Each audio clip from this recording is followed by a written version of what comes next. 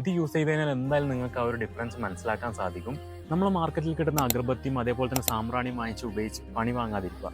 അതിന് പകരമായിട്ട് നമ്മളെ വീട്ടിൽ തന്നെ ഉണ്ടാകുന്ന ഇതേപോലത്തെ ഫ്ലവേഴ്സും അതേപോലെ നാച്ചുറൽ ഇൻഗ്രീഡിയൻസ് യൂസ് ചെയ്ത് നമുക്ക് തന്നെ നല്ലൊരു സാമ്പ്രാണി വീട്ടിൽ തന്നെ ഉണ്ടാക്കാൻ സാധിക്കും. അപ്പോൾ അതെങ്ങനെ ചെയ്യും നമുക്ക് നോക്കാം. സോ അതിനായിട്ട് ആദ്യം തന്നെ നല്ല മണമുള്ള പൂക്കൾ നമ്മൾ സെലക്ട് ചെയ്യണം. എന്നിട്ട് അതിനെ സൂര്യന് താഴെ വെച്ച് നമുക്കൊന്ന് ഡ്രൈ ആക്കി എടുക്കാം. ഇനി അടുത്തായിട്ട് നമുക്ക് വേണ്ടത് ട്രഡീഷണൽ സ്പൈസസ് ആയ ബേ ലീവ്സ്, കറുവപ്പട്ട, ഗ്രാമ്പൊക്കെയാണ്. കാരണം ഇവയ്ക്ക് പ്രാണികളെ റിപ്പൽ ചെയ്യാനുള്ള കഴിവുണ്ട്, അതേപോലെ തന്നെ നല്ല സ്മെല്ലും തരാൻ സാധിക്കും.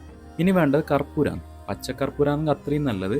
ഇത് നമ്മുടെ മൈൻഡും അതേപോലെ തന്നെ മൂഡും റിഫ്രഷ് ചെയ്യാൻ നല്ല രീതിയിൽ തന്നെ ഹെൽപ്പ് ചെയ്യും. എന്നിട്ട് ലാസ്റ്റ് ചെറിയ പീസ് തേങ്ങേൻ്റെ ചകിരിയും കൂടി നമുക്ക് ഇതിൽ ഇട്ട് കൊടുക്കാം. ഇനി നമുക്കിതെല്ലാം കൂടി ഒന്ന് ഗ്രൈൻഡ് ചെയ്തെടുക്കാം. എന്നിട്ട് അതിൽ നിന്ന് വലിയ പീസസ് നമുക്കൊന്ന് സെപ്പറേറ്റ് ചെയ്ത് മാറ്റാം.